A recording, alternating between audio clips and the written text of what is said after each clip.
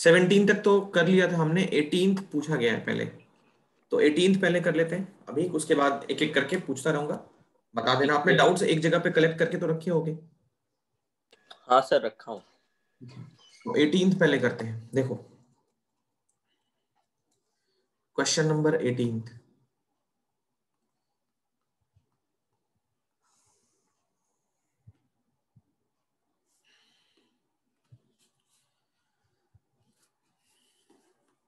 Sir आप पूरा करा रहे हो 18th?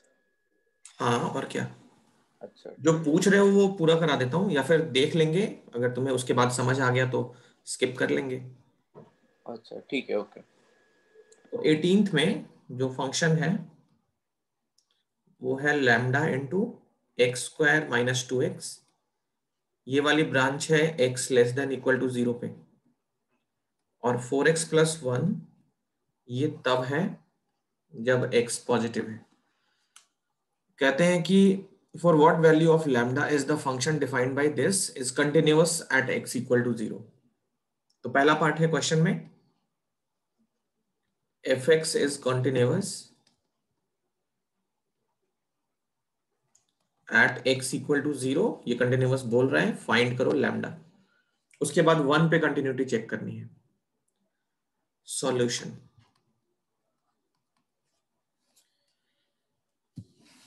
देखो ये फंक्शन 0 पे कंटिन्यूअस है, तो क्या होगा, 0 के अराउंड इसकी वैल्यू और 0 पे इसकी वैल्यू इक्वल होगी। Limit x tends to 0 plus f of x और f ऑफ 0 तीनों इक्वल होगी। पहले लेफ्ट हैंड लिमिट कैलकुलेट करते हैं, x tends to 0 minus f of x, ये हो गया limit h tends to 0 f 0 minus h, h tends to 0, 0 के लेफ्ट साइड मतलब 0 से छोटी ब्रांच कौन सी है, 0 से कम वाला रीजन ये है। Yes sir. यहां से हमें लैम्डा की वैल्यू लैम्डा रखनी है, x की जगह 0 minus h whole square minus 2x की जगह 0 माइनस h, ये value lambda equal to sorry h equal to 0 पे कैलकुलेट करनी है। तो h को 0 पुट करो यहाँ पे, 0 माइनस 0 होल स्क्वायर, ये हो गया लिमिट h टेंड्स टू 0। अच्छा h हमने 0 टेंड करा दिया, तो यहां बचा है लैम्डा, ये देखो 0 minus 0 whole square minus 2 into 0 minus 0, तो ये क्या हो गया, लैम्डा के साथ 0 और ये माइनस 0 पूरा ही 0 हो गया, तो लेफ्ट हैंड लिमिट 0 आ गई। लैम्डा नहीं निकाल सकते इस क्वेश्चन में, लैम्डा वाला टर्म ही गायब हो गया, तो आई डोंट थिंक ये कंटिन्यूअस भी होगा, बट ये बोल रहा है, चलो नहीं है सर, कंटिन्यूस नहीं है मेरे हिसाब से भी। देखते हैं। कंटिन्यूअस हो भी जाएगा, जैसे मान लो राइट हैंड लिमिट अभी हमने कैलकुलेट नहीं की है, बट मेरे प्रेडिक्शन ये बोलता है, यहां तक देख के तो ये लग जाता है, किसी को भी लग जाएगा कि राइट हैंड लिमिट 0 आएगी तो कंटिन्यूअस तो हो जाएगा, बट लैम्डा तो हम किसी कीमत पे नहीं निकाल पाएंगे। राइट हैंड लिमिट अगर 0 आ जाती है और 0 पे भी वैल्यू 0 आ जाती है, जो कि 0 पे तो 0 आ रही है। अब राइट हैंड लिमिट पहले देखते हैं, तो ये limit h tends to 0 f 0 plus h, limit h tends to 0 lambda 0 plus h whole square minus 2 0 plus h, h को 0 पुट करो, ये फिर से 0 आ गया। सर 4x+1 क्यों नहीं डाला हमने? 4x प्लस 1 कहीं छूट गया क्या, ओ हो, सही कह रहे हो, 0 के राइट साइड फंक्शन जो है वो इस वाले रेंज में डिफाइन है। तो limit h tends to 0, 4x की जगह 0 प्लस h और ये प्लस का 1, देखो h को 0 पुट करोगे तो पहला टर्म 0 हो गया, ये आ गया 1। अब हमें क्या पता चला कि फंक्शन कंटिन्यूअस ही नहीं है। Limit x tends to 0 minus f of x, but ऐसा क्वेश्चन क्यों देता है, ये क्लियर कट बोल रहा है ये कंटिन्यूअस है 0 पे, और 0 पे कंटिन्यूअस आ ही नहीं रहा है। वही तो, बहुत कंफ्यूजिंग था सर ये। ऐसे क्वेश्चंस क्यों देते हैं, मुझे थोड़ा इसका सेंस समझ नहीं आ रहा है। 0 पे कंटिन्यूअस बोल रहा है, एक बार हम कहीं कोई मिस्टेक तो नहीं कर रहे हैं। सर ये मैंने ना 2-3 बार चेक किया, मुझे नहीं लग रहा है इसमें कोई मिस्टेक है। सिंपली 0 आ रहा है, लैम्डा निकाल नहीं सकते, और आंसर में भी यही है कि नॉट कंटिन्यूअस, और लैम्डा वाला सीन नहीं नॉट निकाल कंटिन्यूअस आंसर में भी है, बट ये कंटिन्यूअस क्यों लिख रहा है फिर?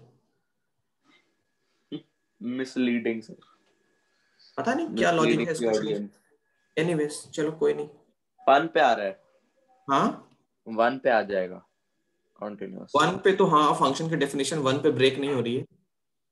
तो एफ ऑफ एक्स ये नॉट इक्वल टू है, so function is discontinuous at x equal to 0। Discontinuous है तो लैम्डा हम फाइंड, मतलब लैम्डा कोई भी वैल्यू रखो, 0 पे कंटिन्यूअस नहीं होगा। ठीक है, तो जब 0 पे कंटिन्यूअस नहीं होगा फिर लैम्डा फाइंड नहीं कर पाएंगे। तो अच्छा, क्यों नहीं कंटिन्यूअस होगा 0 पे? क्योंकि लैम्डा का टर्म बच नहीं रहा है। लैम्डा का टर्म मैटर नहीं करेगा, लैम्डा कुछ भी रखोगे लैम्डा इंटू 0 0 ही हो जाएगा। फॉर डिपेंड एनी ही नहीं कर रहा ना लैम्डा पे। For any value of lambda fx is discontinuous, so can't find lambda।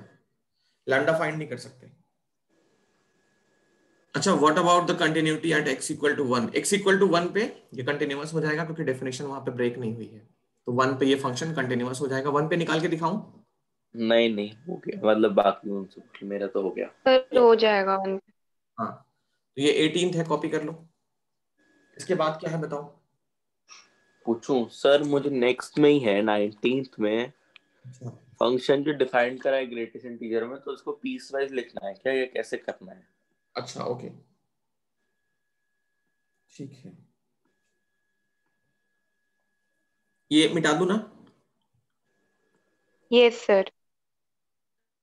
19th question में show that the function defined bye g x equal to x minus greatest integer of x is discontinuous at all integral points here। ये square bracket of x denotes the greatest integer less than or equal to 1 x। okay, 19th question देखो।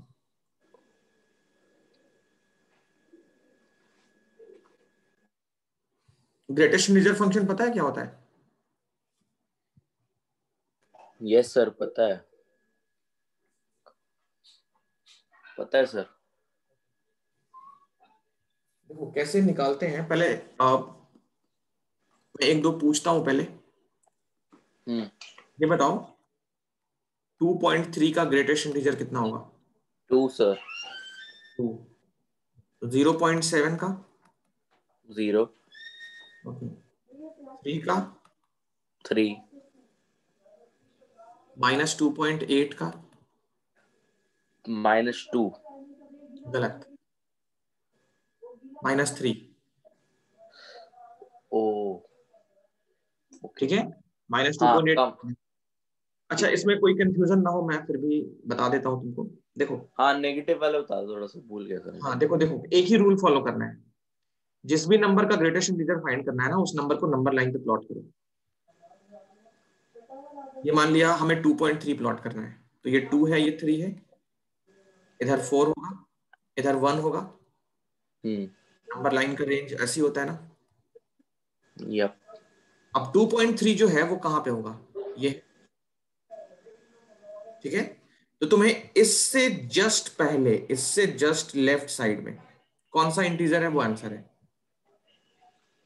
मतलब left side का पूरा number line cover करो, जो भी तुम्हें point मिला 2.3 0.7 जो भी पॉइंट मिला, उसके लेफ्ट साइड के सारे इंटीजर्स में सबसे बड़ा कौन सा है, तो इससे जस्ट पहले का इंटीजर 2, वही आंसर है। ये रूल लगाया करो सारे सारे क्वेश्चंस पे। ठीक है।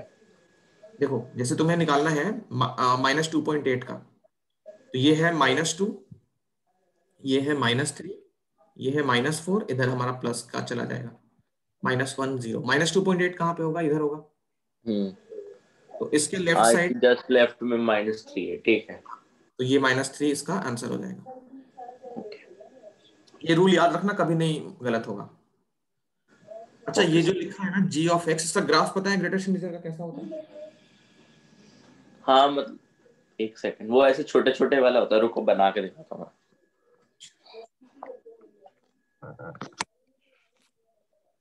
शायद होता है ऐसे, बट पूरा याद नहीं है। कुछ ऐसे ऐसे होता है, या मैं गलत बोल रहा हूँ? करेक्ट करेक्ट करेक्ट, ठीक है। और ये डॉट इधर नहीं होता है, राइट साइड में होता है। अच्छा हाँ, cos 3 पे देखो राइट। तुम लोग आई थिंक रट लिया है ग्राफ को, समझे हाँ नहीं हो। हाँ बिल्कुल समझा नहीं, मैं नहीं समझा। मैं समझा देता हूँ, ठीक है। देखो यहाँ पे, क्योंकि ग्राफ देखने के बाद ना आंसर हम बहुत अच्छे से विजुलाइज कर पाते हैं। जो आंसर आ रहा है वो सेंस भी बनाना चाहिए, बिना सेंस के सॉल्यूशन निकालने का कोई मतलब नहीं है। ओके तो देखो यहाँ पे x की वैल्यू, ये मान लिया हमारा x है, ठीक है। तो इसमें पहला रेंज हम कंसीडर कर रहे हैं x 0 से लेकर 1 तक। 0 पे ये इक्वल भी है, ठीक है। तो x को अगर हम इस रेंज में लेते हैं, कोई भी नंबर सेलेक्ट कर लो, जैसे 0 ले लो तो 0 होगा, 0.9 ले लो तो भी 0 होगा। 1 पे क्या होगा, डेफिनेशन ब्रेक होगी। 1 पे वैल्यू 1 होगी, 1 पे वैल्यू 1 होगी, तो यहाँ पे वैल्यू कितनी आ रही है, 0 आ रही है, ठीक है। सेकेंड ओके रेंज, अगर हम 1 से 2 के बीच में जा रहे हैं, 1 से 2 के बीच में जा रहे हैं, तो वैल्यू कितनी होगी, 1 होगी। थर्ड, 2 से लेकर 3 के बीच में, 2 इंक्लूडेड 3 एक्सक्लूडेड, ये वैल्यू 2 होगी, एंड सो ऑन। तो देखो 0 से लेकर 1 के बीच में 1 एक्सक्लूडेड, 0 से लेकर 1 x, अगर x मान लो 1 यहाँ पे है, ये पॉइंट 2 है, ये 1 लिख देते हैं, ये 2 लिख देते हैं, x पे नंबर पॉइंट मार्क कर रहे हैं, ये 5 है। ये y के पॉइंट्स हैं 1 2 3 4, इस तरीके से। तो 0 से लेकर 1 एक्सक्लूडेड, यहां पे क्या होगा, जहां जहां व्हाइट रंग का सर्कल बनाना है, तो 1 पे क्या है, x की वैल्यू अगर 1 है तो वैल्यू हमारी हाँ, कितनी है, तो ऊपर आ जाएगी, 1 पे आ जाएगी, बाकी तक नीचे है। हाँ, 1 पे वैल्यू यहां से स्टार्ट होगा। 1 की वैल्यू कितनी है, 1 है। तो ये पूरा ऐसे चल रहा है। मैं ग्राफ तुम्हें दूसरे कलर से दिखाता हूँ, रेड से देखो। ये जो है, ये वैल्यू है, मतलब x अगर 0 है तो वैल्यू 0 होगी, 0.1 है तो भी 0 होगी, 0.2 है तो भी 0 होगा भाई। जैसे ही 1 होगा तो वैल्यू स्विच करके ऊपर चला जाएगा। अब यहां से लेकर 2 पे फिर हॉलो सर्कल आ गया, और 2 पे वैल्यू कितनी है देखो, अगर x हम 2 लेते हैं तो वैल्यू 2 है, तो स्विच करके तुरंत ऊपर पहुंच जाएगा। फिर 3 पे वैल्यू 2 नहीं है, 3 पे वैल्यू स्विच करके 3। तो इस तरीके से ग्रेटेस्ट इंटीजर का ग्राफ बनता है। ये GIF फंक्शन का ग्राफ है, y equal to greatest integer function, ठीक है। इसका ग्रेटेस्ट इंटीजर फंक्शन नाम होता है ग्रेटेस्ट इंटीजर फंक्शन, GIF बोलते हैं इसको। तो ये ग्राफ बनता है इस तरीके से। डिसकंटिन्यूअस होता है, क्योंकि बिना पेन उठाए हम नहीं बना सकते इनको। डिसकंटिन्यूअस कहां पे होता है वो देखो, इंटीग्रल पॉइंट्स पे डिसकंटिन्यूअस होता है, दिख रहा है साफ साफ। 1 पे डिसकंटिन्यूटी यस आई सर। है, 3 पे आई है, 4 पे आई है। तो इसने क्या बोला है, show that the function defined bye is discontinuous at all integral points. बिल्कुल सही बात बोल रहा है, ये हमको प्रूव करना पड़ेगा। तो इंटीजर्स पॉइंट पे ये क्या होता है, डिसकंटिन्यूअस होता है। देखो हम 3 काम करेंगे यहाँ पे, 3 चीजें करेंगे। हम कोई भी नंबर सेलेक्ट करते हैं, कोई भी नंबर सेलेक्ट करते हैं, जैसे मान लिया, ये सब लिखना है, जल्दी से लिखो, मैं मिटाऊंगा पूरा एक साथ। ओके फिर लिख लिया साथ साथ। अच्छा ठीक है। अब ना क्या करते हैं, 19th को सॉल्व करने में हम 3 पार्ट्स में सॉल्व करेंगे। इंटीजर्स बोल रहा है, पहले इंटीजर्स को मैं रिकॉल करा दूं। इंटीजर्स z, इंटीजर्स को z या i से डिनोट करते हैं। i और z से हम इंटीजर्स को डिनोट करते हैं। ये माइनस इंफिनिटी से -3 -2 -1 0 1 2 3, इस तरीके से इंटीजर्स सारे होते हैं। तो इसमें हम 3 रेंज बनाते हैं। इसने बोला है ऑल इंटीग्रल पॉइंट्स पे डिसकंटिन्यूअस है। हम क्या करते हैं, 3 रेंज बनाते हैं इसके अंदर। एक पॉजिटिव इंटीजर्स का एक रेंज, नेगेटिव इंटीजर्स का सेकेंड रेंज, और 0 एक थर्ड केस। तो 3 केसेस में ये क्वेश्चन सॉल्व करेंगे। ठीक है, हम 3 पार्ट्स में इस क्वेश्चन को सॉल्व करेंगे। तो चलते हैं हम लोग। फर्स्ट पार्ट में हम ए कोई नंबर लेंगे, पॉजिटिव लेंगे उस ए को, ए इंटीजर होगा। सेकेंड केस में ए को हम नेगेटिव लेंगे, और थर्ड केस में ए को हम 0 लेंगे। तो डिसकंटिन्यूटी हम 3 जगह पे चेक करेंगे। एक तो 0 पे करेंगे चेक, 0 से बड़ा किसी नंबर पे चेक करेंगे, और 0 से छोटे किसी नंबर पे करेंगे। अब 0 से बड़े नंबर को हम 2, 3, 4, 5 नहीं लेंगे, हम जनरल वे में बात करेंगे। ऐसी बात करेंगे कि जो हर एक पॉइंट के लिए ट्रू हो।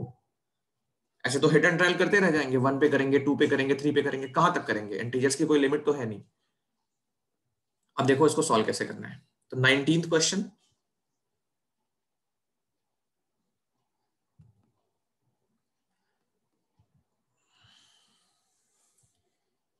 देखो समझना इसको अच्छे से।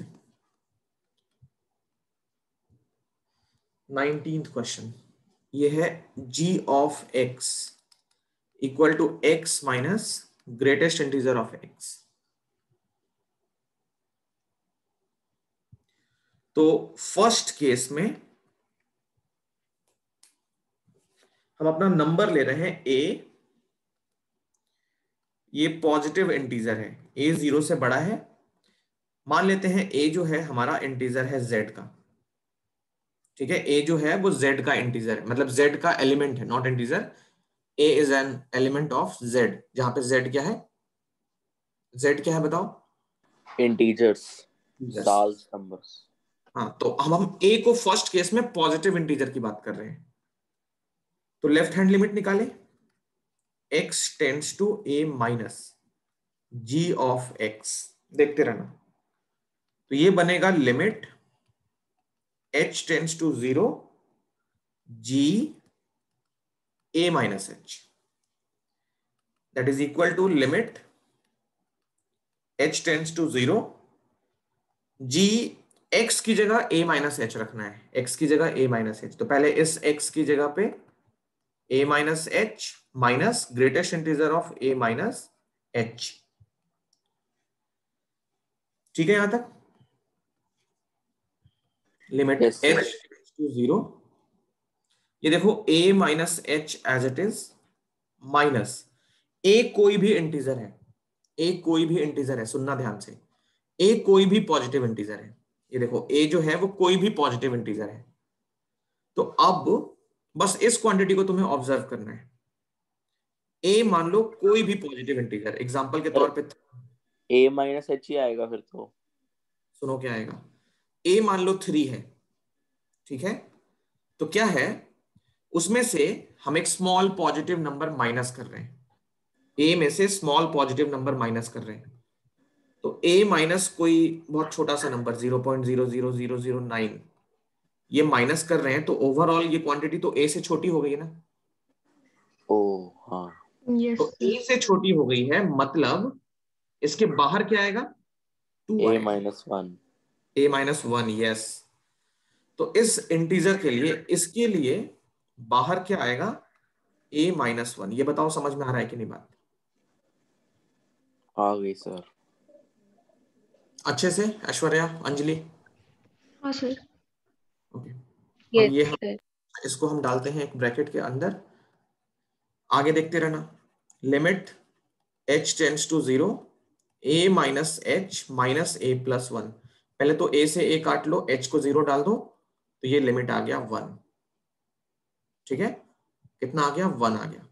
आगे देखो। अच्छा, ये जो है ना, ये फ्रैक्शनल पार्ट फंक्शन बोलते हैं। मैं थोड़ी देर में आ रहा हूं उस पर, मैं ये दिखाऊंगा कि जो 1 आया है उसका क्या सेंस है, क्या लॉजिक है। आगे देखो।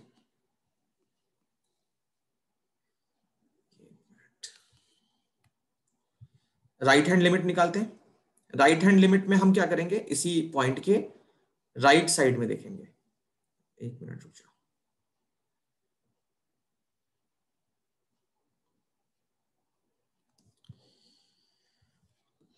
हाँ, तो अब चलते हैं सेकंड पे, राइट हैंड लिमिट कैलकुलेट करते हैं। Limit x tends to a plus g of x equal to limit h tends to 0 g a plus h, ये हो गया लिमिट h टेंड्स टू 0। अब x की जगह पे a प्लस h पुट करेंगे, माइनस इसकी जगह a प्लस h पुट करेंगे।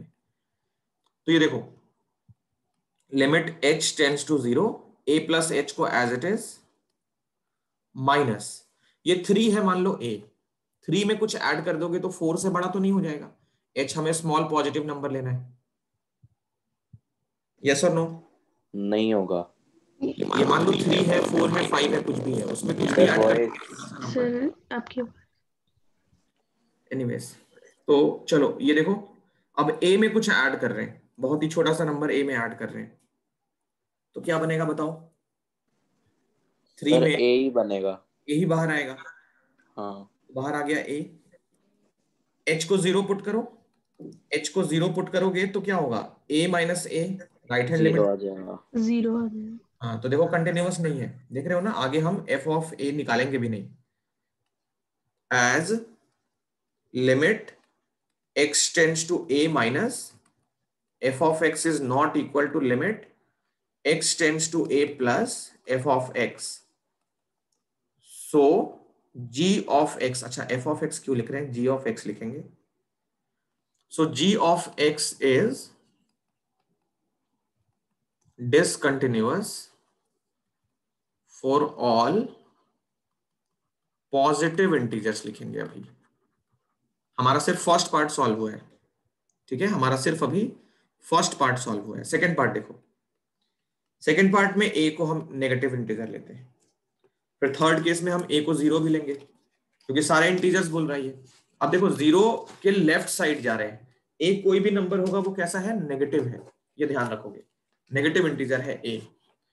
तो सबसे पहले इसकी लेफ्ट हैंड लिमिट कैलकुलेट करते हैं। Limit x tends to a minus, a negative है, ध्यान रखोगे, g ऑफ x, यहां देखो, तो limit h tends to 0 g a minus h, limit h tends to 0, a को क्या पुट कर लिया, सॉरी x को पुट कर लिया a minus h, minus a minus h का ग्रेटेस्ट इंटीजर, तो लिमिट h टेंड्स टू 0, इसमें बाहर क्या आएगा वो हमको देखना है। एक एग्जांपल ले लेते हैं, a मान लिया -3 है, उसमें से माइनस करेंगे 0.00001, तो ये कितना आएगा, -3.001 है ना। -4 आएगा ये। देखो ये है -3, ये है -4, -3 से क्या है ये, -3.001, -3 -4 के बीच में है ना, यस और no? Yes sir. Yes sir. तो इसका क्या आएगा, -4 बाहर आएगा, -4 बाहर आएगा, इसका क्या होगा रिजल्ट, -4, है ना। तो यस अब सर। ये -3 है और ये हमको मिला -4, तो -3 में ऐसा क्या कर लें कि हमको -4 मिल जाएगा, बताओ? -1। -1 कर देंगे। -1, तो अभी जो है ना a से क्या बाहर आएगा, a -1, -1। और क्या। तो देखो इसको h को 0 पुट करो, ये कितना आ जाएगा, a -0 खत्म हो गया, -a माइनस माइनस प्लस, तो ये कट गया, 1 आ गया लेफ्ट हैंड लिमिट।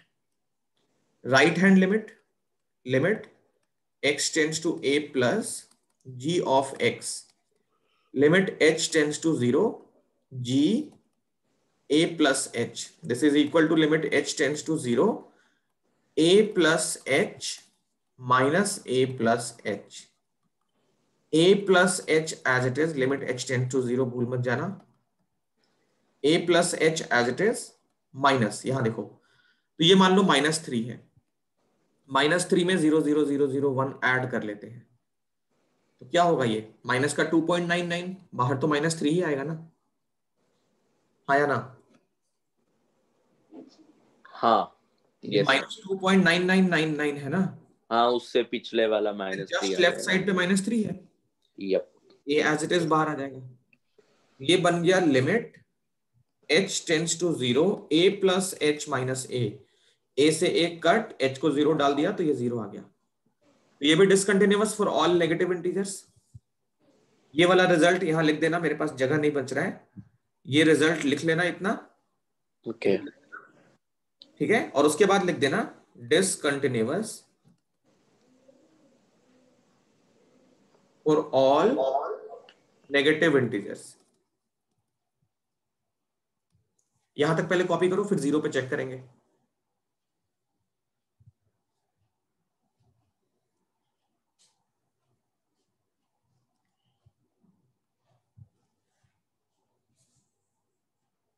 तो देखो 0 पे चेक करते हैं, 0 पे क्या कहानी है। थर्ड केस मान लिया a जब 0 है तो क्या होगा, इतने में हो जाना चाहिए। थर्ड केस देखो, जब हमारा a 0 है,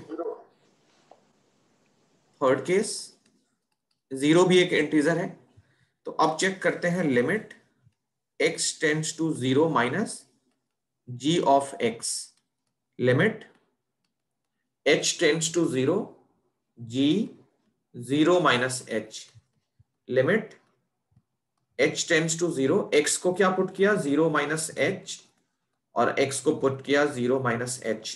देखो ये हो गया limit h tends to 0 minus of h, 0 minus h minus h, minus ये देखो ध्यान से देखो 0 से कुछ कम हो रहा है, तो पहली बात तो नेगेटिव में जा रहा है, ये 0 से कुछ कम हो रहा है मतलब नेगेटिव में जा रहा है। और जैसे कितना जाएगा 0.999 ऐसा जाएगा ना, तो 0 यस सर क्या होगा 0.99 कहां पे होता है नंबर लाइन पे, ये 0 है ये -1 है, 0.99 हाँ तरीका ही होगा, GIF -1 आएगा इसका, -1 आएगा बाहर। तो इस h का ग्रेटेस्ट इंटीजर क्या बाहर आएगा -1। बोलो ठीक है। यप ये माइनस और ये माइनस मिला के क्या हो गया 1, और h को 0 पुट करके, तो 0 पे भी राइट हैंड लिमिट 1 आ रही है, left hand limit x tends to 0 minus g of x, limit h tends to 0 g 0 plus h, ये हो गया 0 plus h, limit h tends to 0 minus 0 plus h। देखो तो limit h tends to 0 0 plus h minus 0 में कुछ add हो रहा है, 0 में कुछ ऐड हो रहा है, जैसे 0.001 हो गया, हाँ 0 आएगा फिर 0 ही आएगा बाहर। h को 0 पुट किया तो ओवरऑल 0। लेफ्ट हैंड लिमिट भी, लेफ्ट हैंड लिमिट कितनी आई है 1, राइट हैंड लिमिट आई है 0। अब तो ये फंक्शन सारे इंटीग्रल पॉइंट पे डिसकंटिन्यूअस है, ऐसा लिख दोगे पहली चीज, तो क्वेश्चन हमारा सॉल्व हो चुका है।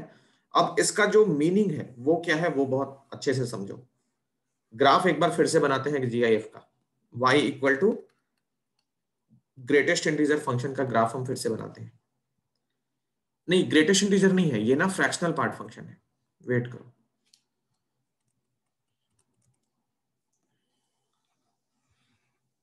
ये y equal to square bracket के अंदर x, इसको क्या बोलते हैं ग्रेटेस्ट इंटीजर फंक्शन। इसका ग्राफ हमने थोड़ी देर पहले देखा था, अभी इस तरीके से होता है, नहीं उल्टा हो गया,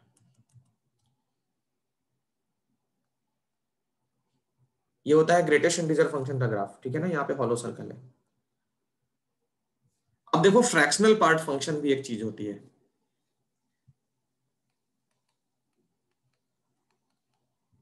फ्रैक्शनल पार्ट फंक्शन, ये क्या होता है, इसको हम कर्ली ब्रेसेस से डिनोट करते हैं, कर्ली ब्रेसेस से। कैसे निकालते हैं इसको, तो y इक्वल टू, अगर फ्रैक्शनल पार्ट x है तो इसकी जो वैल्यू होती है वो x minus greatest integer of x, ये वैल्यू होती है।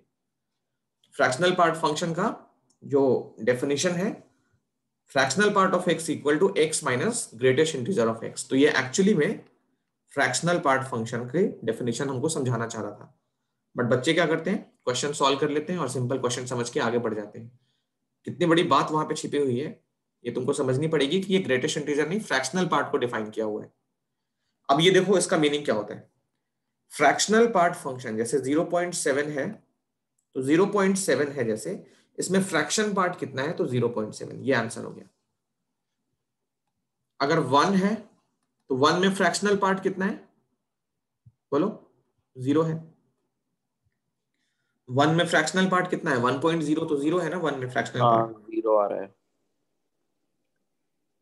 3.5 फ्रैक्शनल पार्ट कितना है, 0.5।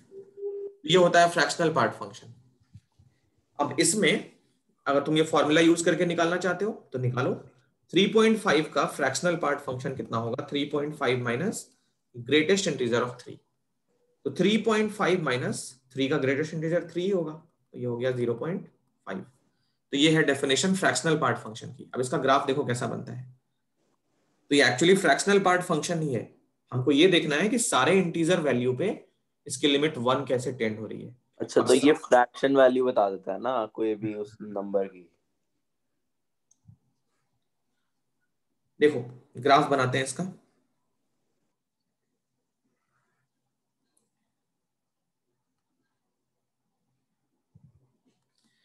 देखो ये जो ग्राफ बनाना है, ऐसे ऐसे कुछ पॉइंट्स लो 0 से 1 के बीच में। तो मान लिया 0.1 लिया फ्रैक्शनल पार्ट, तो आंसर कितना आएगा, 0.1। अगर हमने 0.2 लिया तो कितना आएगा, 0.2। इस तरीके से कहां तक जाएगा, 0.9999 तक जाएगा। मान लिया 0.999। तो हम ये देख रहे हैं कि 0 से लेकर 1 के बीच में अगर हम रखते हैं नंबर को, 0 इंक्लूडेड, तो यहां पे वैल्यू कितनी आ रही है, x जो है वही खुद आ जा रहा है। देखो यहाँ पे 0.1 पे खुद 0.1, 0.2 तो खुद 0.2, 0.9999 तक तो 0.999। तो कहने का मतलब 0 से लेकर 1 तक, 0 से लेकर 1 तक ये y इक्वल टू एक्स की लाइन को फॉलो करेगा।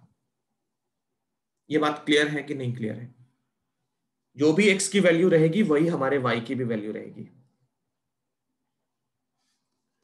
Yes sir. ये देखो ऊपर तो लिखा ही है, यहां देखो अगर मैं x को 0.1 लेता हूं, सिर्फ इतना सा देखना, ठीक है। x को 0.1 ले तो y कितना आएगा, 0.1 आएगा। x को अगर 0.2 ले तो y कितना आएगा, 0.2 आएगा। ऐसा कब तक होगा, जब तक हमारा x 1 के पहले है। तो कहने का मतलब x और y इक्वल है, तो इन्हीं दो पॉइंट्स को लेके प्लॉट कर लोगे तो x equal to y line follow हो रही है ना। तो यहां से स्टार्ट होके ऐसे जाएगा, 1 पे क्या होगा, वैल्यू सडनली नीचे आ जाएगी। तो 1 पे ये डिसकंटिन्यूअस है और फिर यहां से स्टार्ट होगा, ये 1 है, ये पॉइंट मान लो 2 है, ये पॉइंट मान लो 3 है, ये पॉइंट 4 है, ये 5 है। फिर 1 पे क्या होगा, 1 पे वैल्यू 1 रहेगी।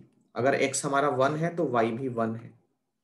नहीं, y कितना है, अगर x हमारा 1 है तो y 0 है। ये देखो 1 पे निकाला है हमने, x अगर 1 रखेंगे तो y कितना आएगा, 0 आएगा। मतलब 1,0 इसके ग्राफ पे लाई करेगा, ये पॉइंट x एक्सिस पे लाई करेगा। तो जैसे ही x 1 होगा y 0 होगा, ये पॉइंट है। 1 से फिर बड़ा रखोगे, 1.1 रखोगे तो 0.1, 1.2 रखोगे फ्रैक्शनल पार्ट के अंदर तो वैल्यू 0.2। तो यहां से लेकर यहां तक 2 तक ये फिर इस पाथ को फॉलो करेगा, 2 पे फिर नीचे आ जाएगा, फिर इस तरीके से जाएगा, फिर नीचे आ जाएगा, फिर इस तरीके से जाएगा और नीचे आ जाएगा, फिर इस तरीके से ये फॉलो करेगा। ये जो वैल्यू है वो 1 है।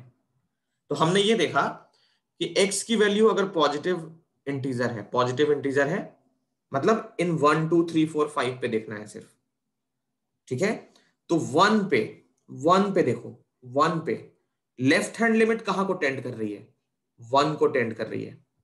देख रहे हो, x अगर हमारा 1 को टेंड करे, यहां से 1 को टेंड करे, तो 1 के जस्ट पहले, 1 मतलब कोई भी इंटीजर, तो 1 के जस्ट पहले y की वैल्यू कहां टेंड कर रही है? 1 को टेंड कर रही है, देख रहे हो? Yes sir. Yes sir. इसीलिए अभी तक हमने जितना भी कैलकुलेट किया था उसमें लेफ्ट हैंड लिमिट 1 को टेंड कर रहा था। राइट हैंड लिमिट, तो 1 के राइट साइड, 1 के राइट साइड अगर इधर से हम टेंड करें 1 की तरफ तो फंक्शन की वैल्यू 0 को टेंड कर रही है। दिख रहा है? ये पॉइंट 0 की तरफ जा रहा है। समझ आ रहा है कि यस। बना के दिखाऊं? नहीं, आ गया सर, यहीं से आ गया। राइट हैंड लिमिट 0 को टेंड कर रहा है। तो ये फ्रैक्शनल पार्ट फंक्शन की प्रॉपर्टी होती है। किसी भी इंटीजर वैल्यू पे, किसी भी इंटीजर वैल्यू पे पहली चीज ये डिसकंटिन्यूअस होता है। 1 2 3 4 5 पे डिसकंटिन्यूअस होता है। अगर किसी भी इंटीजर को हम लेफ्ट साइड से टेंड करें तो वैल्यू 1 को टेंड करती है, और अगर राइट साइड से टेंड करें 1 को या 2 को तो वैल्यू 0 को टेंड करती है। तो लेफ्ट हैंड लिमिट 1 होता है, राइट हैंड लिमिट 0 होता है। इधर भी वही सेम कहानी रहेगा, इधर भी सेम स्टोरी रहेगा।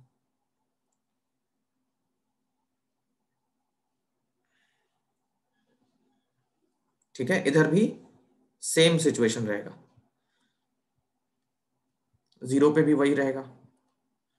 0 के लेफ्ट साइड वैल्यू देखो, 0 को अगर लेफ्ट साइड से अप्रोच करो तो वैल्यू y को टेंड कर रही है, ऊपर देखो 1 को। और 0 को राइट साइड से अप्रोच करो तो वैल्यू 0 को टेंड कर रही है। तो 0 के लिए भी left hand limit 1, right hand limit 0। तो इसको ग्राफ ये वाला बना लो, नीचे जितना भी लिखा है फ्रैक्शनल पार्ट फंक्शन, एटलीस्ट इतना तो बना ही लो, ग्रीन लाइन के लेफ्ट साइड वाला पूरा।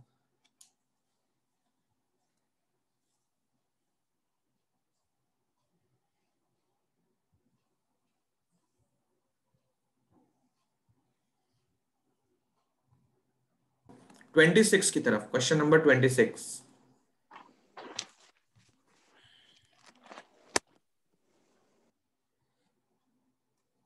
26 देखो, 26 में, hello sir.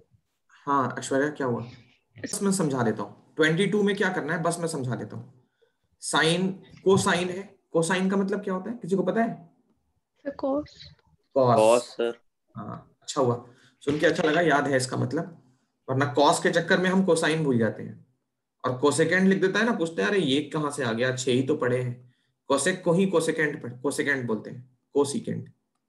22 y equal to cos x. देखो ये हम जैसे, हाँ मतलब हमने सीखा है ना थोड़ी देर पहले कि साइन और कॉस ऑलवेज कंटिन्यूअस होते हैं।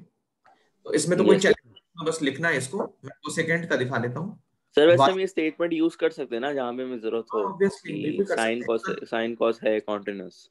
बिल्कुल, इसका ग्राफ बना दोगे ना तो और अच्छा लगेगा। ग्राफ बना हाँ, के और वो अच्छे तो से बना अपनी ही बात देंगे, बोल वो तो सकते हो। बिल्कुल ही बना देंगे सर। हाँ ग्राफ बना के दिखा देना और अच्छे से अपनी बात बोल देना। ठीक है। कोसेक में क्या करोगे, ये 1/sin कर लेना, तो और ऐसे बोल देना इक्वल टू इंटीग्रल पे नहीं है, बाकी mx हर अपॉन जगह। nx, ऐसे लिख देना पहले। अब दिखा ठीक देना है। कि mx equal to 1 always continuous, और nx equal to sin x always continuous, but ये जो फंक्शन है ये डिसकंटिन्यूअस उसी पॉइंट पे होगा जहां sin x 0 होगा, हम्म। मतलब n पाई पे। हाँ, इंटीग्रल वैल्यूज ऑफ पाई। हाँ समझ रहे हो ना? सीकेंट में क्या करेंगे, सीकेंट यस हमारा सर। y 1/cos होगा ना ये, तो 1 ऑलवेज कंटिन्यूअस, जहां पे cos x 0 होगा, इसका आंसर है x equal to n pi, where n element है z। यहां देखो cos x में क्या होगा, ये डिसकंटिन्यूअस कहां पे होगा, x equal to 2n plus 1 into pi by two, odd ठीक मल्टीपल है। Of pi by two, where cos और n। साइन की टर्म्स में ले आना है इनको। हाँ बिल्कुल लाना है, डिनोमिनेटर में करेंगे तभी तो बताएंगे। Yes sir. कोटैंजेंट मतलब कॉट, कॉस बाई साइन, तो फिर से डिनोमिनेटर जहां 0 होगा वहीं पे ये डिसकंटिन्यूअस होगा, इंटीग्रल वैल्यूज। तो n पाई पे। बस थोड़ा सा इसको लिख देना अच्छे से और कर लेना। ग्राफ पूरा बना के आ जाए ना बस। हाँ ग्राफ तो बना दोगे तो और वो एडेड बोनस है। बस बढ़िया, फिर हो गया। 26 पे चले, यस सर। 26 पे चलते हैं। ठीक है, देखो 26,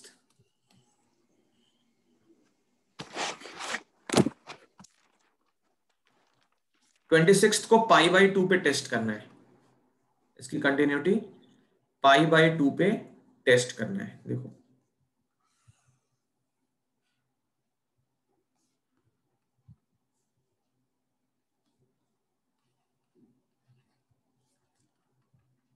fx is equal to k times cos x pi minus 2x, x is not equal to pi by 2 और 3 when x equal to pi by 2। x equal to pi by 2 पे ये क्या है, कंटिन्यूअस बोल रहा है शायद। ऊपर देखो तो क्या लिखा है, या बुक में देखो इसके नीचे क्या लिखा है, k फाइंड करना है ना, कंटिन्यूअस बोल रहा है पाई बाई 2 पे तो। यस सर, कंटिन्यूअस Yes, है और sir. k की वैल्यू बतानी है। ठीक है, तो ये कॉन्टिन्यूअस है। At x equal to pi by 2 find k। तो पाई बाई 2 पे कंटिन्यूअस है, कहने का मतलब पाई बाई 2 पे इसका लेफ्ट से और राइट से और पाई बाई 2 पे तीनों पे वैल्यू इक्वल होनी चाहिए। तो पहले इसका लेफ्ट हैंड लिमिट कैलकुलेट करते हैं। Limit x tends to pi by 2 from the left side, f of x equal to limit h tends to 0 f 0 minus pi by 2। Pi by 2 के left side, pi by 2 के left side ये वाला range है ना, पाई by 2 के left side ये वाला range है। तो ये हो गया limit h tends to 0 k cos x की जगह 0 minus pi by 2 upon pi minus 2 x की जगह 0 माइनस पाई बाई 2। ये बन गया limit h tends to 0 k cos minus theta क्या होता है, cos थीटा है ना, cos minus yes theta. Sir, cos theta. Yes, sir. ये सही लिख रहे हैं क्या, हम लोग गलत लिख रहे हैं यार, तुम लोग क्या कर रहे हो। पाई बाई 2 माइनस h होगा ना, 0 माइनस पाई बाई 2 क्या कर रहे हैं हम लोग। हाँ, आप तो हाँ बोलोगे ही। 0 माइनस पाई बाई 2 हम लोग क्या कर रहे हैं पता नहीं। सर मैं उधर दोबारा देख रहा था ना, कोई गलती तो नहीं करी मैंने, तो था नहीं बोर्ड पे। f क्या लिखेंगे, पाई बाई 2 माइनस h, ये हो गया limit h tends to 0 k cos x की जगह क्या रखना है, pi by 2 minus h upon pi minus 2 pi by 2 minus h। This is equal to limit h tends to 0 k cos 90 minus theta sine theta pi minus ये 2 से 2 cut पाई और minus minus plus 2h। ठीक है यहां तक, तो पाई से पाई हो गया कैंसिल। देखो इसमें से k बाई 2 अलग कर लो और limit h tends to 0 sine h by h, इसकी वैल्यू 1 होती है, आई होप याद है, k बाई 2 इंटू 1, तो ये हो गया k by 2। Left hand limit k by 2 आ गया। अब तो डर भी लग रहा है, राइट हैंड लिमिट भी k बाई 2 आएगा। अच्छा इसमें एक काम करेंगे, राइट हैंड लिमिट हम कंटिन्यूअस बोल रहा है ना, तो x tends to pi by 2 plus f of x limit h tends to 0 f pi by 2 plus h, ये भी k बाई 2 आना चाहिए, equal to limit h tends to 0, 0 से बड़ा है, 0 से बड़ा मतलब अभी भी ऊपर वाला रेंज ही लेना है, तो k cos pi by 2 plus h upon pi minus 2 pi by 2 plus h। यहां देखो लिमिट h टेंड्स टू 0 के cos 90 प्लस थीटा, ये क्या हो गया माइनस साइन थीटा ना, माइनस साइन थीटा अपॉन ये 2 से 2 कट, तो पाई माइनस h, ये कितना आ गया limit h sir tends to minus 2h नहीं होगा? 2h होगा। Yes, sir. 2 multiply होगा h. हाँ 2h ओके कोई बात नहीं। देखो ये माइनस और ये माइनस कट गया ऊपर वाला, k बाई 2 अलग, फिर से साइन h अपॉन h, तो कितना आ गया, ये तो 1 हो गया है पूरा, h को 0 करते ही 1 हो गया, तो k बाई 2 इंटू 1, ये भी k बाई 2, दोनों कंटिन्यूअस है, आगे चल रहे हैं। अब निकालते हैं लिमिट, लिमिट क्यों निकाले, F of pi by to, F of pi by to, exactly pi by two पे ये वाली वैल्यू लेनी है हमको, और वो कितनी है 3। तो ये फंक्शन बोल रहा है कंटिन्यूअस, तो कैसे करोगे, limit x k tends by to, 2 equal to 3। नहीं नहीं, स्टेटमेंट फॉर्म में तुम लोग यही गलती करते हो, अच्छा ये सब लिख लिया करो, वरना हाफ ऑफ मार्क्स से प्यार नहीं है तो फिर उसका कुछ कर नहीं सकते। F of pi by to, अब इसको आगे इक्वेट करोगे तो k बाई 3 नहीं, k बाई 2, ये कितना आ गया 3, दोनों ही k बाई 2 है, तो k बाई 2 हो गया 3, आगे इसको सॉल्व करोगे k की वैल्यू 6। समझ आई बात? हाँ अंजलि, यस सर। चलो कॉपी करो जल्दी Yes, से। sir. 26 के बाद 31 बोलियो ना। Sir, 34.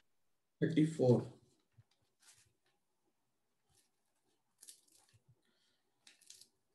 ठीक है, इतना लिखो पहले।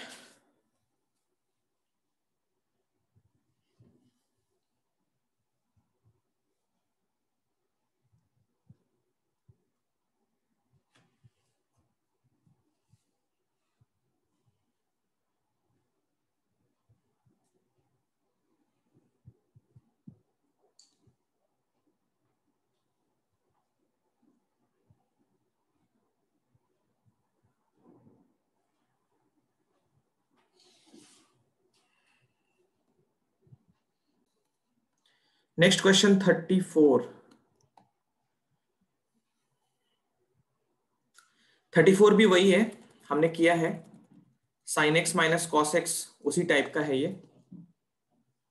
तो देखो 2 लाइन का है ये बस। मॉडुलस फंक्शन ऑलवेज कंटिन्यूअस कल किया था ना हमने, यस सर बताया था। तो ये भी बस स्टेटमेंट वाला फॉर्म है। क्या करो,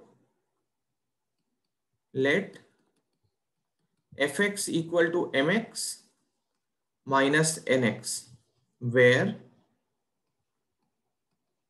M x equal to mod x, इसको क्या लिखोगे, ऑलवेज कंटिन्यूअस। इसका ग्राफ बना लेना और अच्छा रहेगा, y equal to mod x का ग्राफ बना लोगे इस तरीके से, और nx जो है मॉड x प्लस 1, इसका भी ग्राफ बना लेना। कैसे बनेगा, -1 पे टर्निंग पॉइंट इसका, तो ये दोनों कंटिन्यूअस है, फिर दोनों लिख देना, mx माइनस nx भी कंटिन्यूअस होगा। Okay, Yes, sir. तो हमारा 5.1 पहली एक्सरसाइज कंप्लीट हो गई। एक बार फिर भी देख लो, किसी क्वेश्चन में डाउट हो गया हो, नहीं पूछ पाए हो तो एक बार देख लो, कोई परेशानी हो तो पूछ सकते हो फिर से।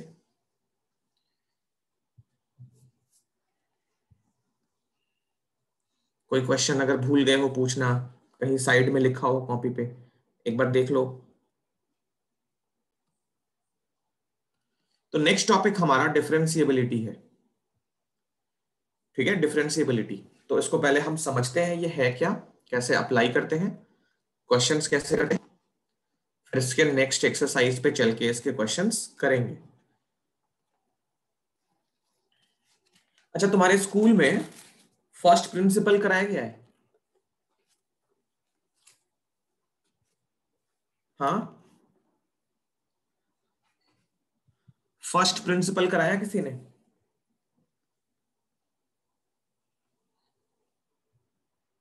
जैसे y equal to sine X है, find dy by D X using first principal.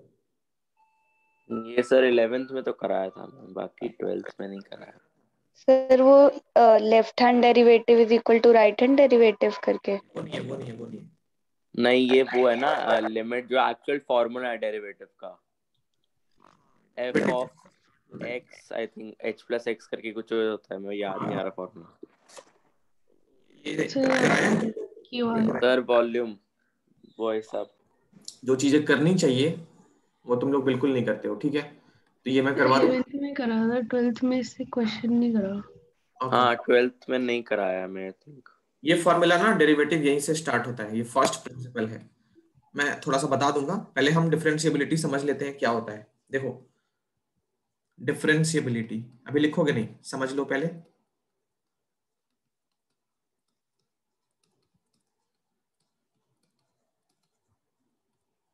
Differentiability, let f be a real function। f कोई रियल फंक्शन है, मतलब डोमेन रेंज उसका रियल है, and c is a point, small c is a point in its domain। Small c कोई point है इसके domain में, तो क्या होगा f dash c, f dash c इसकी वैल्यू होगी limit x tends to c f of x minus f of c upon x minus c। ये होता है डिफरेंशिएशन का basic formula. Provided limit exist, provided ये लिमिट एग्जिस्ट करे, ये differentiation का बेसिक फॉर्मूला होता है। देखो अगर f(x) कोई फंक्शन है तो इसका डिफरेंशिएशन क्या होगा f डैश x, और इस फंक्शन की वैल्यू डिफरेंशिएशन में डेरिवेटिव की वैल्यू अगर हम x इक्वल टू c पे निकालते हैं तो ये बनता है f डैश c। तो कोई फंक्शन किसी पर्टिकुलर पॉइंट पे डिफरेंशिएबल है कि नहीं, वो निकालने का ये फॉर्मूला है। डिफरेंशिएशन निकालने का ये फॉर्मूला नहीं है, किसी पॉइंट पे वो डिफरेंशिएबल है कि नहीं, मतलब डिफरेंशिएट तो कर सकते हैं बट पॉइंट पे वैल्यू एग्जिस्ट कर रही है कि नहीं। डिफरेंशिएशन में किसी पर्टिकुलर पॉइंट पे वैल्यू निकल रही है कि नहीं, डिफरेंशिएबल है कि नहीं वो, तो उसको चेक करने का ये फॉर्मूला है।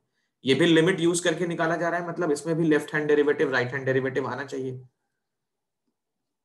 ये तो पता है तुमको ना कि अगर limit x tends to a निकालना है तो इसके दो चीजें निकालनी पड़ती है, एक तो लेफ्ट हैंड लिमिट निकालनी पड़ती है, लिमिट लेफ्ट साइड से, और लिमिट राइट साइड से। तो ये फंक्शन है, मान लो कोई c पे हमको उसकी लिमिट टेस्ट करनी है, तो लेफ्ट साइड का निकालेंगे और राइट साइड का निकालेंगे, बट एक्चुअली में ये डेरिवेटिव है, तो left hand derivative right hand derivative. देखो यहां पे तो लेफ्ट हैंड डेरिवेटिव कितना होगा, ये होगा limit x tends to c minus f of x f of c into x minus c। अब x को क्या करोगे, c माइनस h रखेंगे, x मान लिया c माइनस h, और अगर x c को टेंड कर रहा है तो h किसको टेंड करेगा, 0 को टेंड करेगा। देखो यहां पे तो limit h tends to 0 f, x को रिप्लेस किया c माइनस h से, c को एज इट इज रखा, x को रिप्लेस किया c माइनस h से, c एज इट इज रखा। तो यहां पे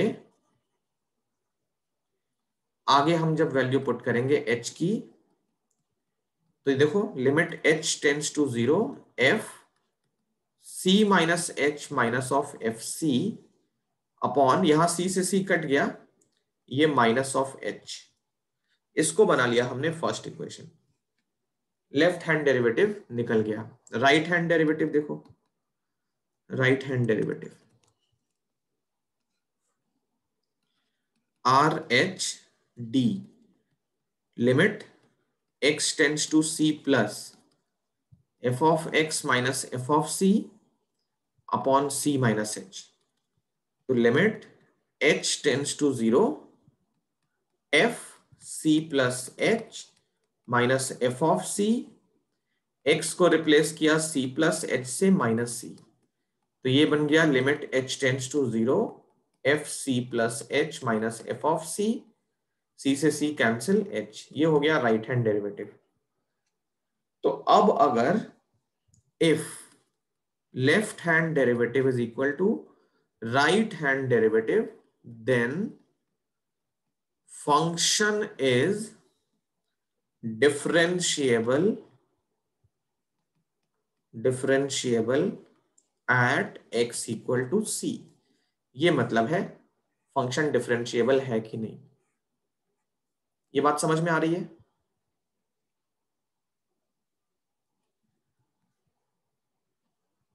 यस सर। इसको लिखो।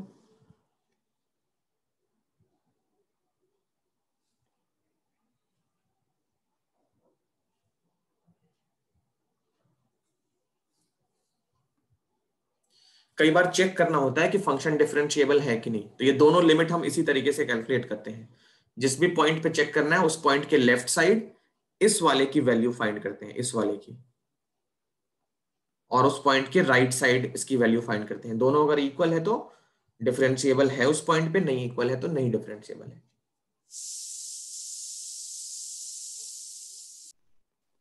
Meaning of differentiation.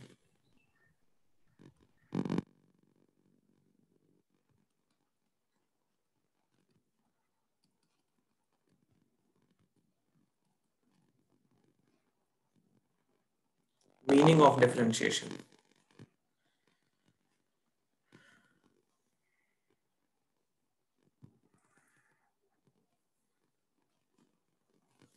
इसमें थोड़ा स्पेस चाहिए होगा। एक काम करते हैं, तुमने ये दोनों लिख लिया है ना, लेफ्ट हैंड डेरिवेटिव का आउटकम ये है, राइट हैंड डेरिवेटिव का आउटकम ये है, ये लिख लियो ना? Yes sir. ग्राफ से समझाता हूं इसको।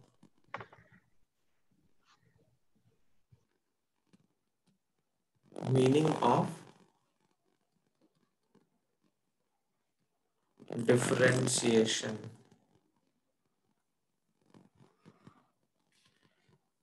समझना ठीक से।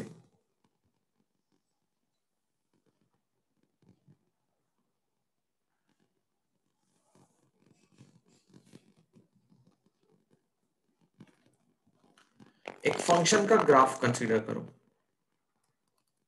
ये मान लो फंक्शन का ग्राफ है कुछ इस तरीके से। ये y equal to f x का ग्राफ है। इस ग्राफ पे एक पॉइंट है ये b। इस पॉइंट का जो x कोऑर्डिनेट है, इस पॉइंट का जो x कोऑर्डिनेट है ये मान लिया c है।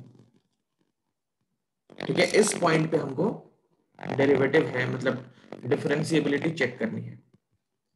तो पॉइंट सी के राइट साइड और पॉइंट सी के लेफ्ट साइड, दो पॉइंट्स पे इसका वो left hand derivative right hand derivative check करेंगे। तो सी पॉइंट बी का कोऑर्डिनेट है, बी का एक्स कोऑर्डिनेट सी है, और ये फंक्शन, सर थोड़ी डिस्टरबेंस आ तो ये फंक्शन है y equal to f x. ठीक है, अब देखो पॉइंट बी का कोऑर्डिनेट क्या होगा, पॉइंट बी का कोऑर्डिनेट क्या होगा, उसके लिए पॉइंट बी का y कोऑर्डिनेट कैसे निकालेंगे? तो इस फंक्शन में x की जगह c पुट करेंगे, y की जो भी न्यूमेरिकल वैल्यू मिलेगी वही पॉइंट बी का y कोऑर्डिनेट होगा। पॉइंट बी का कोऑर्डिनेट समझ आ रहा है? Yes sir. बी के राइट साइड, बी के राइट साइड मैंने थोड़ा पॉइंट जानबूझ के थोड़ा सा दूर लिया है, पॉइंट थोड़ा सा दूर लिया है, सी, कैपिटल सी है ये। सी से परेशानी होगी तो एक काम करते हैं, इसको क्यू ले लेते हैं। क्यू का जो एक्स कोऑर्डिनेट है, क्यू का x coordinate c plus h है। तो क्यू का कोऑर्डिनेट हो गया सी प्लस एच और एफ सी प्लस एच।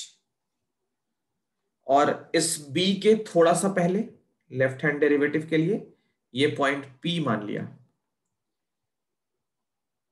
तो p का x कोऑर्डिनेट है c माइनस एच, और p का कोऑर्डिनेट कैसे लिखोगे? यहां देखो, p का कोऑर्डिनेट इधर लिखते हैं, p का कोऑर्डिनेट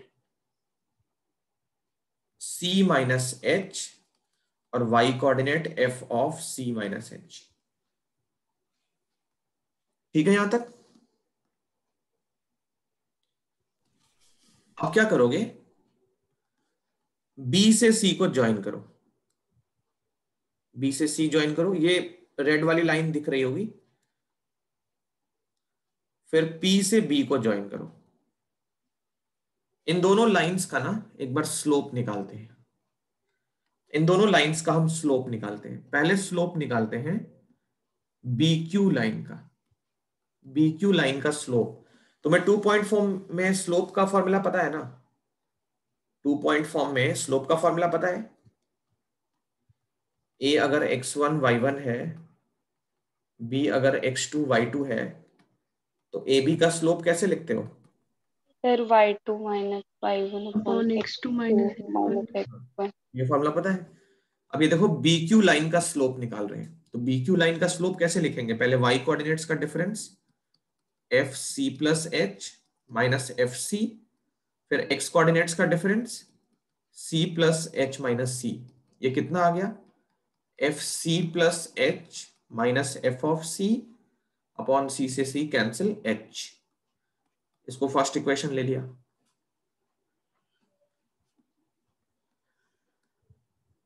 PB का स्लोप निकालते हैं। PB लाइन का स्लोप, तो y कोऑर्डिनेट्स का difference FC minus FC minus H upon x coordinates का difference C minus C minus H। ये हो गया F of C minus F of C minus H upon C minus C plus H। C minus C plus H, C से C cancel, F of C C minus H upon H। Equation number 2। तो इस वाले को हमने थोड़ी देर पहले right hand derivative कहा था। एक बार मैच करके देखो ये दोनों सेम है कि नहीं है। और इस वाले को हमने लेफ्ट हैंड डेरिवेटिव कहा था। एक बार मैच करके देखो। ऊपर से माइनस कॉमन ले लेना, नीचे वाला माइनस काट लेना। लेफ्ट हैंड डेरिवेटिव में जो नीचे माइनस आया था ना, सॉरी राइट हैंड डेरिवेटिव में माइनस कॉमन लेके काट लेना। मैच करो दोनों सेम है कि नहीं।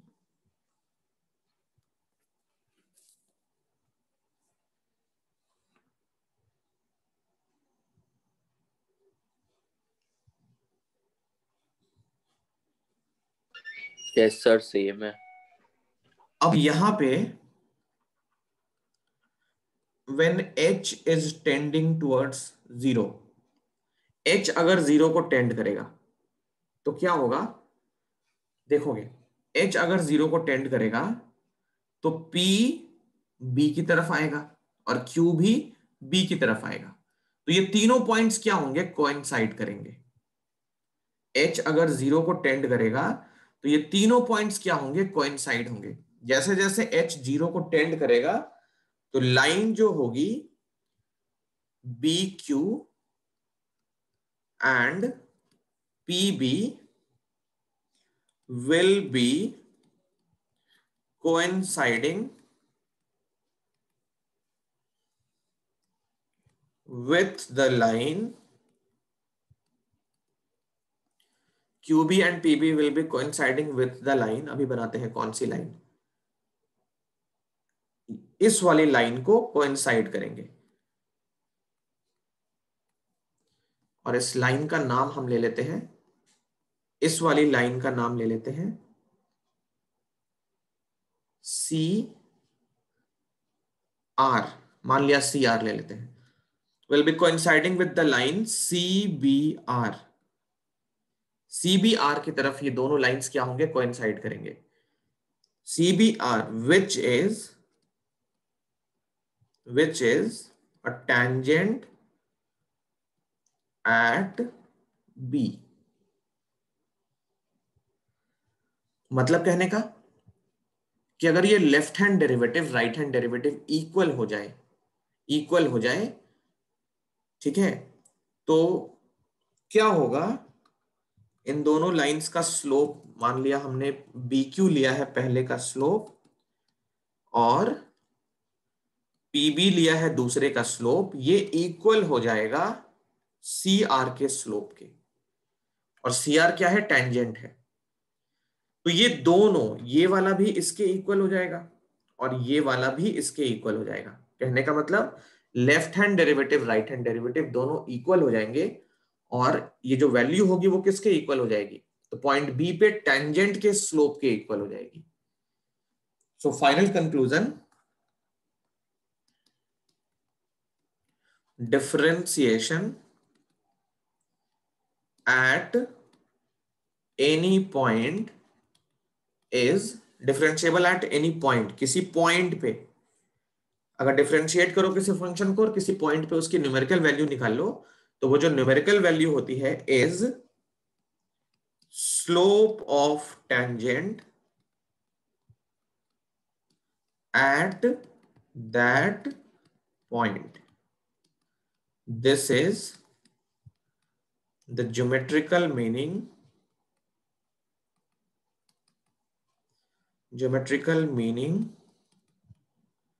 of dy by dx। बोलो ये क्लियर हुआ?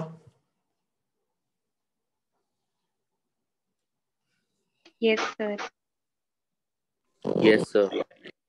किसी भी फंक्शन का डिफरेंशिएशन करो, मैं एक एग्जांपल लेके बताता हूँ। मान लो एक फंक्शन सर आवाज ना फिर से डिस्टॉर्ट हो। तो ये फंक्शन मैंने y equal to 3x square minus 3 ले लिया। ओके, अब इसको अगर डिफरेंशिएट करें तो dy बाई dx निकालने का फॉर्मूला हम सीखेंगे। वैसे हम डबल डेरिवेटिव भी सीख चुके हैं, हमने एप्लीकेशन ऑफ डेरिवेटिव कर लिया है, तो डेरिवेटिव तुम्हारे लिए नई चीज नहीं है। ये कितना हो गया 6x। अब मान लो dy बाई dx हम निकाल लें x इक्वल टू 1 पे, तो ये जो 6 आ रहा है पता है क्या है? ये 6 जो है इस फंक्शन के एट p पॉइंट है, मान लो 6, तो x अगर 6 रखोगे y कितना आएगा बताओ? 105। तो ये जो पॉइंट है वो इस ग्राफ पे लाई कर रहा है। पहली चीज, जैसे मान लो ये कोई पैराबोला बन गया y equal to 3x square, ये कुछ ऐसा पैराबोला बन गया। कहां से पास करेगा कैसा करेगा ये नहीं पता, मान लो ये पैराबोला बन गया। अब इस पैराबोला पे 6,105, x पे 6,105 किधर होगा पॉइंट? मान लो ये पॉइंट हो गया। तो इस पॉइंट पे जो टेंजेंट खींचोगे ना, ये टेंजेंट x के साथ पॉजिटिव डायरेक्शन में जो एंगल बनाएगी उस एंगल का tan होगा 6। ये मतलब है, मतलब इस पॉइंट पे अगर इस ग्राफ पे टेंजेंट खींच दो तो उस टेंजेंट का स्लोप कितना होगा? 6 होगा। ये है dy बाई dx का ज्योमेट्रिकल मीनिंग। ये जो 6x है वो सारे के सारे टेंजेंट का एक फैमिली है। इस ग्राफ पे जितने भी टेंजेंट्स बनेंगे सारे इसके अंदर हैं, बस तुम पॉइंट्स की वैल्यू चेंज करते जाओ, हर एक टेंजेंट का स्लोप फाइंड कर लो। किसी भी एक पॉइंट पे, ग्राफ पे कोई पॉइंट हो, उस पॉइंट पे यूनिक टेंजेंट होता है, एक ही टेंजेंट बना सकते हो। एक पॉइंट से पासिंग थ्रू दो टेंजेंट इम्पॉसिबल है, नहीं बना सकते। और ग्राफ पे जितने भी पॉइंट्स हैं हर एक पॉइंट पे एक टेंजेंट बन जाएगा। तो इसीलिए ये जो 6x है उसमें x क्या क्या रख सकते हो, तो फंक्शन के डोमेन में जितना भी x है उस सारे पॉइंट की वैल्यू यहां पे डाल सकते हो, तो हमको हर एक पॉइंट पे टेंजेंट का स्लोप मिलता रहेगा।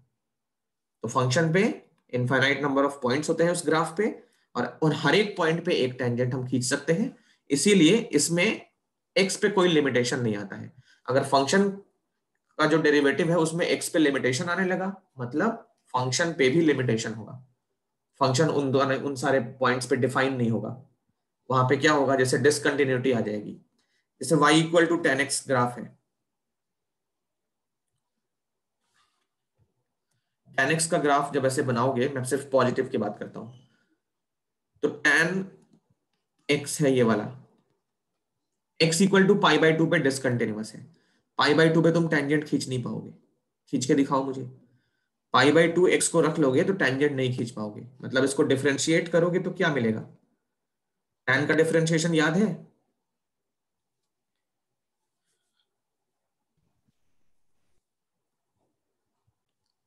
इसको ना कॉपी कर लो, ये एग्जाम्पल चाहिए होगा तो लिख लेना, ये वाला एग्जाम्पल, और ये ग्राफ के साथ पूरा लिख लो।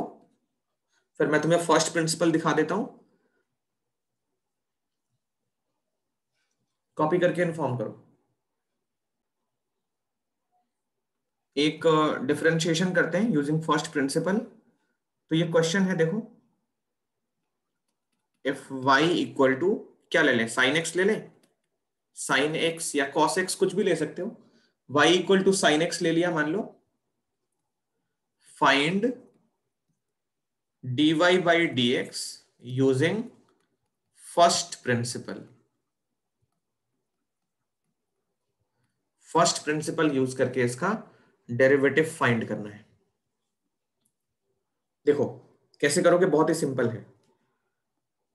y equal to sine x, इसको मान लिया इक्वेशन नंबर 1। अब तुम कुछ चीजें कंसीडर करोगे, डेल्टा x और डेल्टा y। डेल्टा x क्या रहेगा वो देख लो। बोलोगे very small change in x, और डेल्टा y ये है corresponding change, corresponding small change in y। ठीक है, तो अब है y प्लस डेल्टा y, ये कितना होगा, sine x plus delta x। y plus delta y कितना होगा, sine x plus delta x।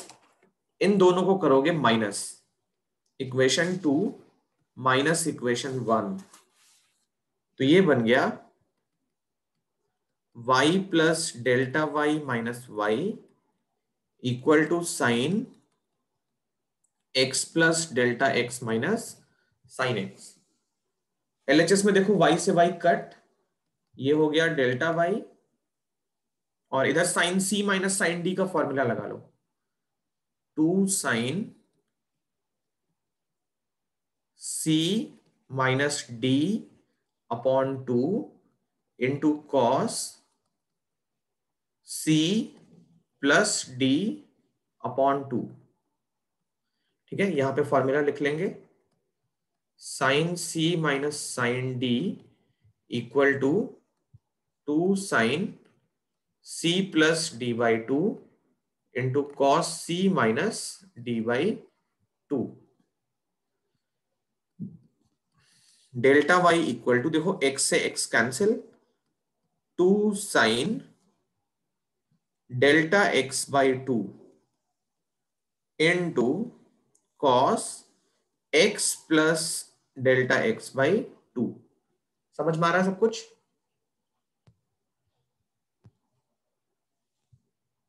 Yes sir. अब यहां पे क्या है, एक बात समझने वाली है, डेल्टा x जो है ना is very very small, very very small. तो डेल्टा x बाई 2 ये तो और छोटा होगा, is also very very very small. Delta x अगर छोटा है उसको हाफ करोगे और छोटा हो जाएगा। तो यस एक सर। फॉर्मूला मैं बता रहा हूं, एक फॉर्मूला मैं बता रहा हूं। अगर मान लो साइन तुम्हें निकालना है किसी ऐसे नंबर पे जो बहुत ही छोटा है,